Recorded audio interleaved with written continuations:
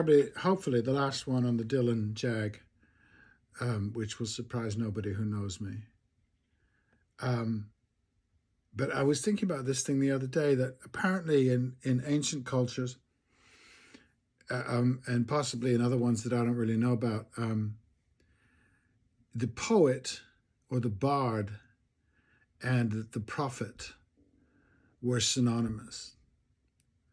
So being the spokesperson or the prophet of a generation or seen as a prophet, and he had his Christian phase, his religious phase, and would have rejected that because we think of prophets in a religious sense, and I think of them in a sort of ancient Greek Tiresias sense. We all have our different ways, but historically, anciently, they were thought of as poets, and that if somebody was a poet, they were manifesting prophecy, probably because of the sort of hyper intuitive part of it. But I don't know. I don't think I know enough really ancient poetry. The poetry that I mostly love is 20th century poetry. Not the ones with the these and the thous, though I do my Tennyson. I love my Tennyson and Keats. However, like for instance, I believe it's Somalia and Namibia. There's a huge tradition of poets. That's what young people particularly do. That's part of their thing to do. I'd never heard of this before. When I was studying up on Medea, apparently there was a very famous connection with Medea in Namibia. Various Namibian, this woman went down there. Gosh, I wish I could. I think I've done it already in one of these. She went down there and she was there to study or teach. She was there to teach. And she found these extraordinary number of teenagers who could spout great volumes of Shakespeare. And then we've got the hip hop tradition in America. And it's only certain cultures who make this great separation, probably the ones who before called them bards and prophets and set them up on these sort of pedestals instead of thinking that it's a way that people, that it's a gift that everybody possesses. Anyway, yeah, full circles. Oh, full circles. When they come around, it's good to know. There's a quote in a deep critique of A Complete Unknown, the film, a quoted argument Bob Dylan had in high school when he was still Zimmerman with fans of Elvis. And apparently he said something like, "No, man, I like the originals, Muddy Waters and Big Bill Broonzy. Elvis is a fake," end quote. Which made me think he might have booed Elvis at a blues festival. Hint, hint. Where it touches me is the thing about growing up and education. Let me identify myself as I grow. Let me get somewhere. Being part of something identifies me. Or does it? And to make no criticism of artificiality and copying as we grow up, Dylan's is the case in point, an imitator of the highest order. Something happens, though, in time. And I'm not sure that he was singing in the style of thinking himself of Woody Guthrie, but we often do that. We often find, I did anyway. We often find personas to inhabit and to ride for a while, and then they fall away. They don't stick normally. And so if you're in one of those phases, your friends might say, "Oh, he's behaving like whatever," What is imitation? Shakespeare does not seem to touch it. Imitate the action of the tiger. He speaks of reputation, ceremony, forgiveness. Hamlet doesn't change. He just becomes more fully himself.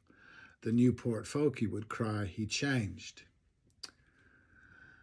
The James Dean I became at 15, I already was. I just identified him. My baby brother's nanny said to me, "You need to see this movie, East of Eden," and it was on in 1971 in Cambridge, Massachusetts. She thought I'd already seen it, that I was behaving like him. I hadn't seen it. Of course, it did blow my mind, but I didn't see a model to copy. Rather, I saw somebody being me.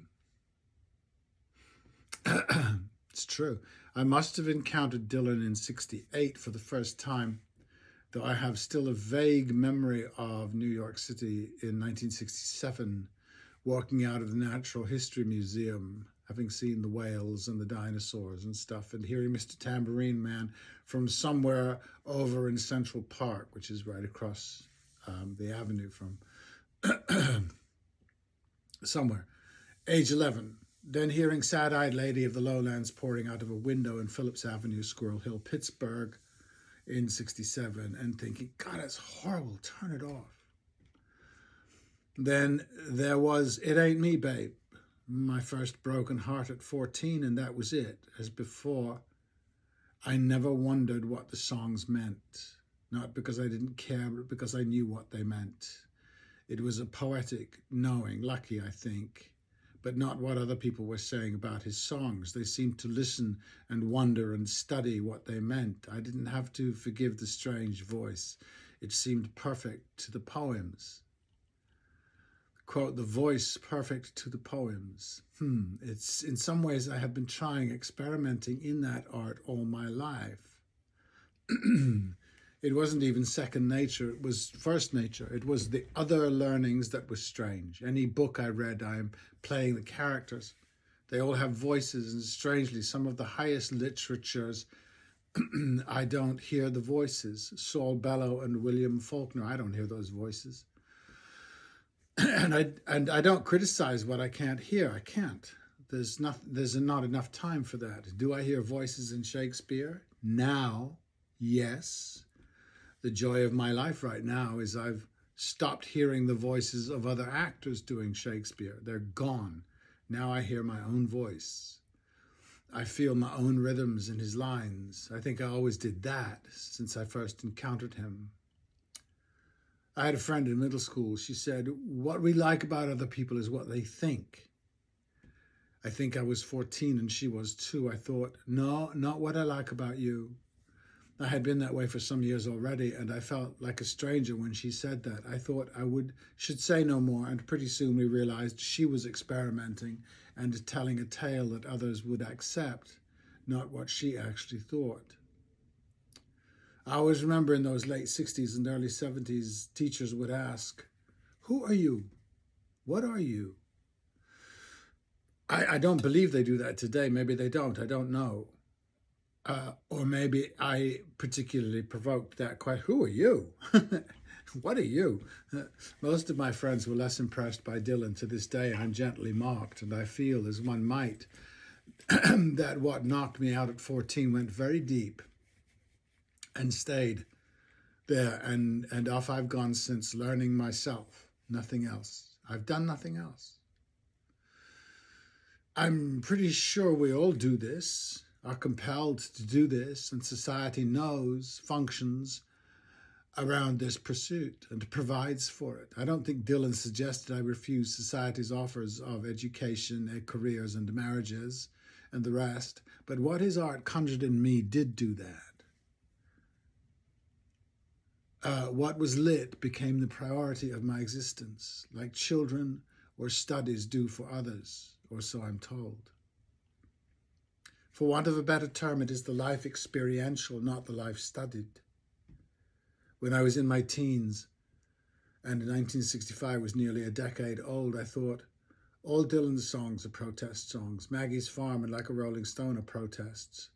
The I protesting against conforming to the we. One says I ain't, the others say you were, once upon a time. I suppose that blowing in the wind and times they are changing were us looking at you and saying, get out of the new one if you can't lend your hand.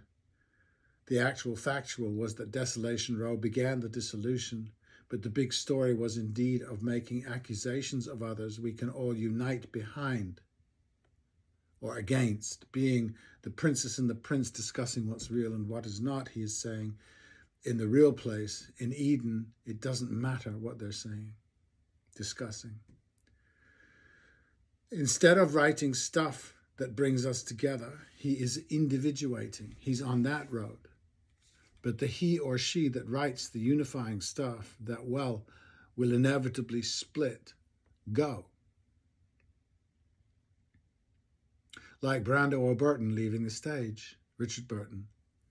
It was assumed it was money and fame. I can tell you it may be something else, the need of the explorer to explore. Like Tennyson's Ulysses, I shall never rest from travel.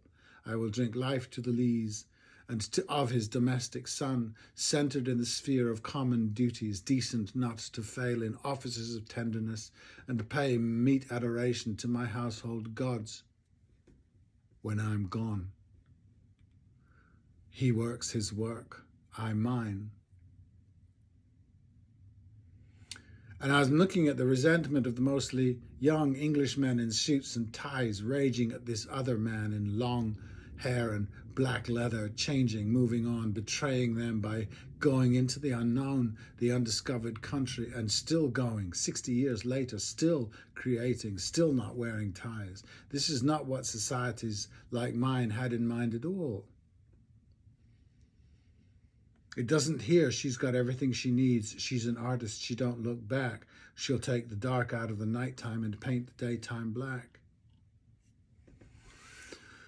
I often wonder about the booers and the team joiners, that they don't have everything they need, though they might have a lot of stuff, but that they eat and are not satisfied. They follow leaders and never sit and watch a river flow or live outside the law, and they wish they would have stayed home, and that possibly there was a time and a place, not where people were happier. That is not the goal, only not so needy of what cannot be given them.